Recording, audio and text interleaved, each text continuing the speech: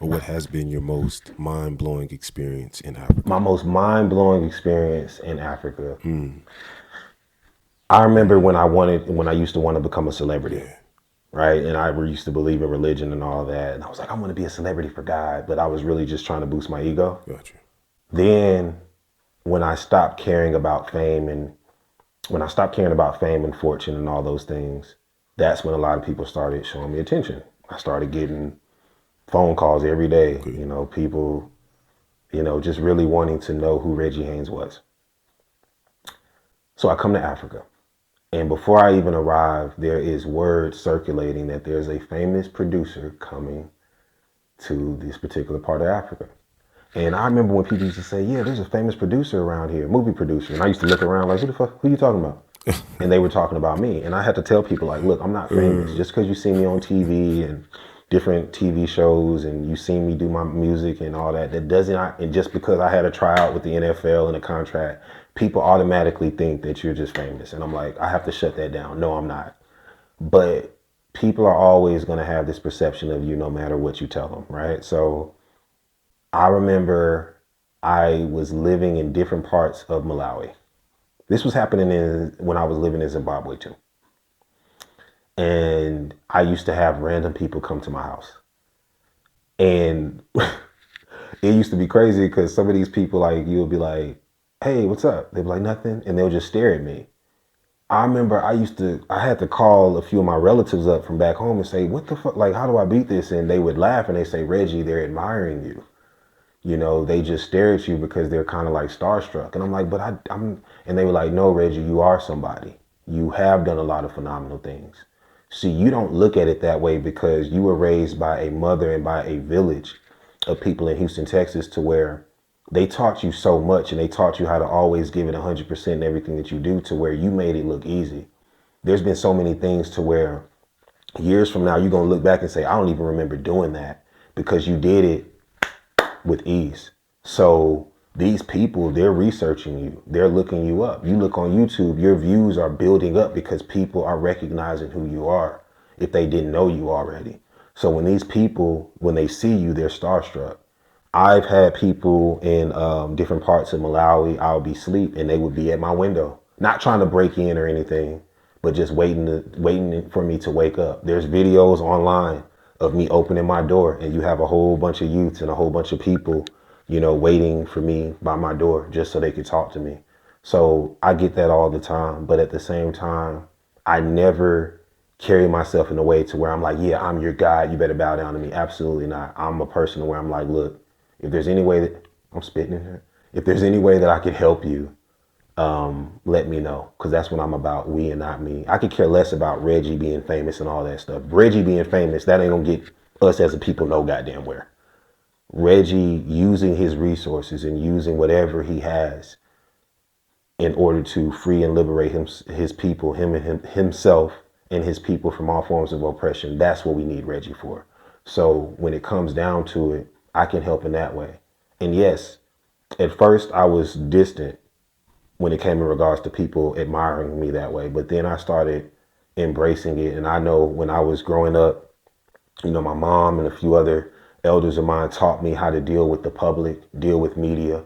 This is back when I was in high school. I never thought that I would need it, but now I need it. So it's like I'm just, realizing like, okay, this is why I need to put this is the time for me to put this into effect. Like this is how I deal with paparazzi and stuff like that.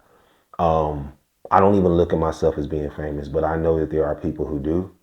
And do I respect it? Who knows? But I know that I know how to handle it. I know how to deal with it. So that's the craziest thing is when you have people waiting at your door. I've had women. Reggie got me pregnant. Never met them. Then I'll approach them face to face like I usually do when a woman or anybody tries to put something out there that's that extreme. And along with my name, I confront them.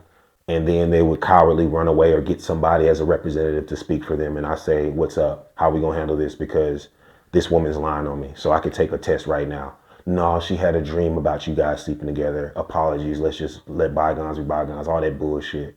So you got so much that's happened to me since I've been not even just in Africa, but overseas and back in America too. to where it's been mind blowing to where I'm like, wow, this is happening to me. Jesus, I'm not even famous in my eyes, but to other people, you just never know how they view you. And that can be, as they say in the West, a blessing and or a curse. So yeah. Are there artists overseas that want to work with you? Do artists want to work with me? TV networks as well.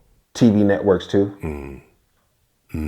Okay, so let me start with the TV networks. I was told by a few people who have wanted to represent me from a managerial standpoint that Got you. no TV network would ever allow me on their platform. I've done interviews and stuff, but nobody wants me on their platform, not in Africa, because I'm not feeding into the stereotypical bullshit. You know, when I walk down the street, sometimes people are like, man, I thought you was 50 Cent. You remind me of 50 Cent. So they want me to do some thug gangster shit. I'm not with that. I'm not with the drama. She cheated on him with the sister and the mom got involved in a three-way, you know, see mama pregnant now. I don't do none of that shit. I've seen TV shows over here in Africa, women, the whole goddamn movie ends with women snatching each other's wigs off and, you know, men doing crazy shit to each other. I'm not feeding into the same old typical BS drama that when people watch, they start wanting to live that lifestyle and then they wonder why their life is going to hell or going to shit. A major disaster. I'm not with that. I'm with showing TV or media that is positive, that is progressive, and that if people think that is negative, it's exposing the negative that shouldn't exist to begin with. It's exposing the inhumane behavior that's being casted or broadcasted by our own. I'm not with that shit. So for me, I've heard that no TV network wants me on. There have been times where a trailer of mine, I signed a contract and the trailer of my TV show was presented and there will be people stopping me in the mall. Man, I saw your TV, your trailer coming out, your show coming out soon, man. I can't wait to see it. And I'm like, well, damn, I didn't even know about this. And then the TV network pulls my TV show off because I didn't get them enough sponsors or they thought I was asking for too much money, which I've never asked for, you know, money in general. I've always said, how much can you afford? And let's go with that.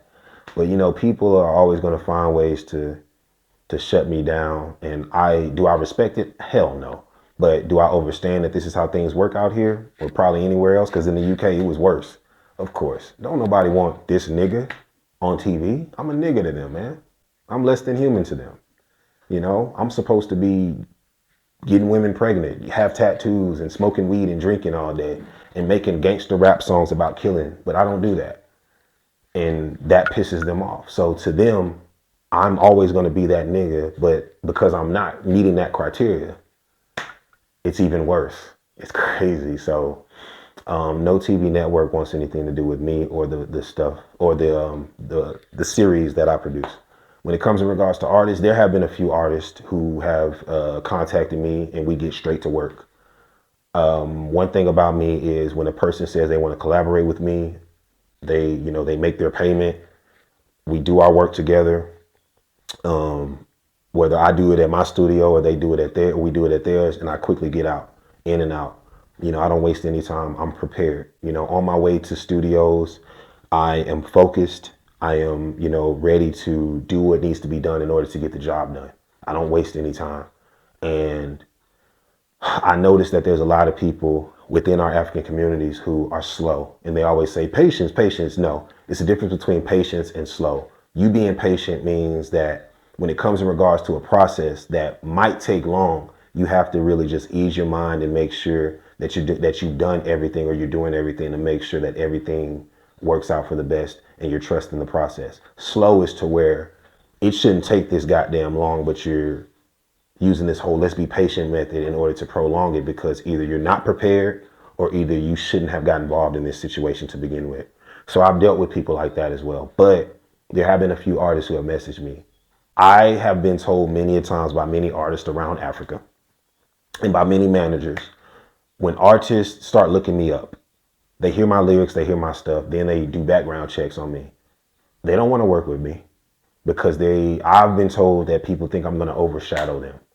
And that right there is a slave mindset because people have this philosophy or this ideology that, hey, competition breeds excellence. No, it doesn't. Just because a saying has been around for so long doesn't mean that it's true. Competition breeds slaves. Wherever there's competition, there's division. Wherever there's division, that means a whole bunch of people are easily conquered by a system or people who are running a system that shouldn't exist to begin with. And that breeds slaves.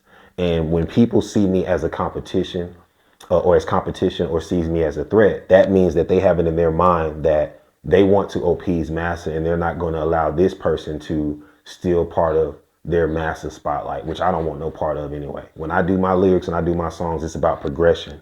Us as a people, no bullshit attached. But like I said earlier, people are always gonna, have their mind made up about me, and you can't change that. So there's been a lot of artists that they don't want nothing to do with me because they're afraid that I'm either gonna be too real to where they're gonna lose a lot of viewers, or I'm gonna steal all of their viewers. And then that's what leads them to be in that slave mindset to where they don't want nothing to do with me. So yeah, nobody wants to work with me, or a lot of people don't want to work with me, and I'm totally fine with that shit. That's totally fine with me. Because at the end of the day, I could do things by myself, and I don't give a damn if I get 0 views for the rest of my life. As long as I put something out there that I like, that's all that matters.